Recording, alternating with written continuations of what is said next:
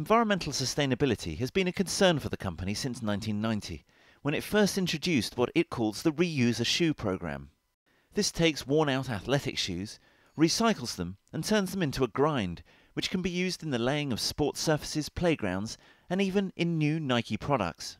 Since then, Nike has recycled more than 23 million pairs of shoes, which have helped to construct more than 300 sport and activity surfaces on community sports grounds around the globe.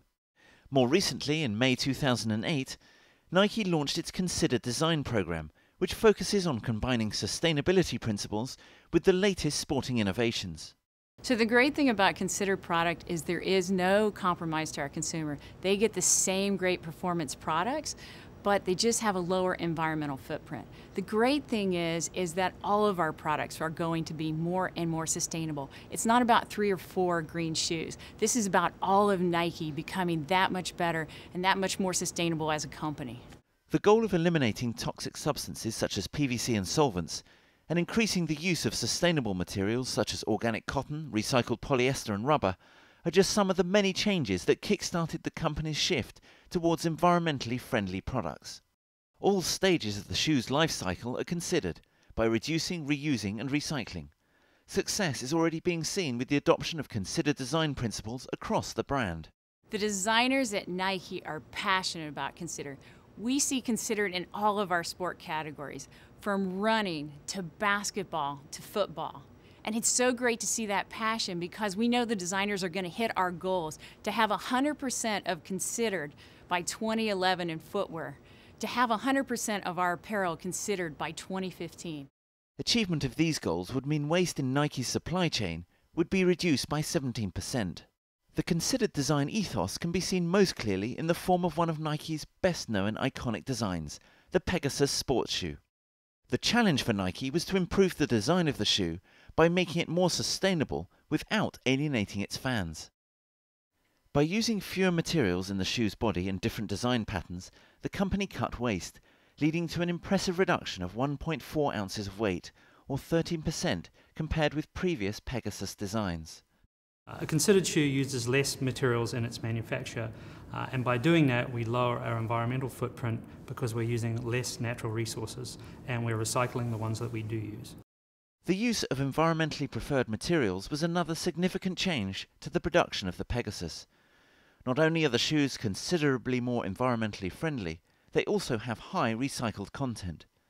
The outsole uses Nike's environmentally preferred rubber, as well as recycled Nike grind.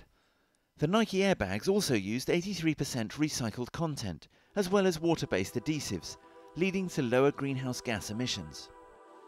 In 2008, to build on its initiatives, Nike, along with 5 other major US retailers, launched a new business coalition called BICEP, or Business for Innovative Climate and Energy Policy.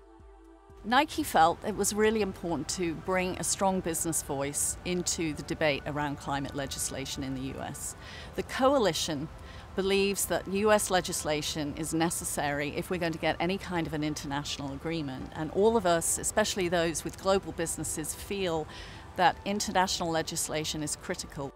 BICEP is lobbying the federal government to set tougher greenhouse gas reduction targets of 25% by 2020 and 80% by 2050. For its part, Nike is already taking measures to reduce its carbon footprint, such as these wind turbines at its European distribution centre. These 6 windmills produce power equivalent to the annual energy use of about 8,000 households. So what we're seeing is that by looking at sustainability and looking at it through the lens of innovation, it's helping us think differently about our products, our supply chains, our relationship with our consumers, our retail, and that in turn fosters new ways of thinking about how to deliver value in our business. What Nike is proposing for its future with Considered Design and BICEP is ambitious. The company hopes its work in sustainability will considerably influence other companies in the industry to collaborate, therefore making a long-term contribution to the environment.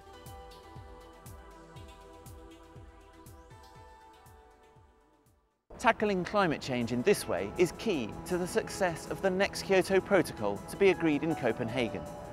As we will now see, it's not just companies that are stepping up to the big green challenge. Community involvement is vital to negating the impacts of climate change.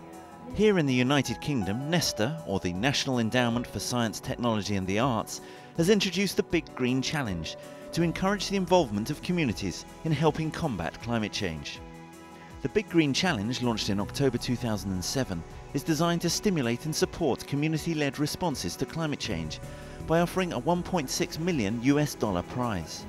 Of more than 350 entries, 100 were shortlisted, all of which received support from the Big Green Challenge team and their partners to help develop their ideas into detailed plans. From this group, 10 finalists have been chosen and will compete for a share of the $1.6 million prize. The winner will be announced in January 2010. We believe there are lots of great ideas out there in communities about how to tackle carbon emissions, but what was needed was a focus for actually getting those ideas out there, and that's what the Big Green Challenge is there to do. One of the finalists is the Global Generation Group, located here in London, United Kingdom. The aims were about supporting and encouraging young people to make a difference to themselves, to each other, to the wider community, like the business community, and obviously to the environment. The projects that the group are now implementing for the Big Green Challenge focus mainly on living buildings. By creating biodiverse roof gardens, they are helping to provide insulation for buildings and also create new environments for plant and insect life. Another of the company's initiatives was to build and plant a series of willow-woven planters to produce fruit and vegetables locally. This produce is used in schools and restaurants in the neighbourhood. By working with various schools, businesses and a whole host of stakeholders, the Global Generation Group is actively promoting local regeneration, one of the key reasons it has been selected for the final.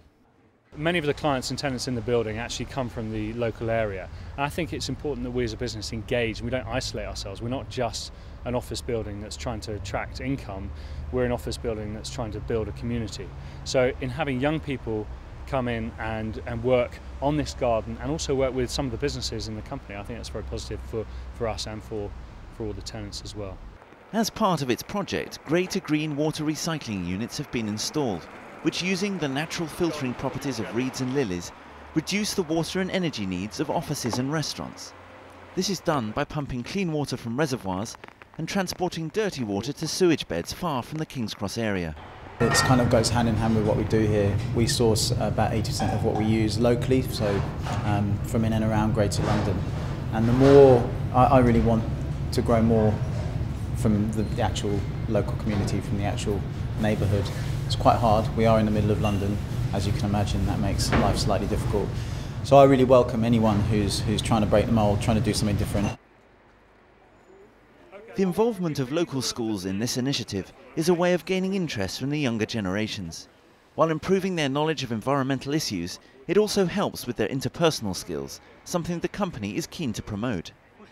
So the project is very much about growing food, but it's also about growing relationships and growing people and growing a vision for the future of how people can change, relationships between people can change, people can work together, and the physical environment can literally change as well. So we work on those three different kind of levels in terms of developing the individual, developing relationships, and developing the physical environment. And we call that I, we, and the planet.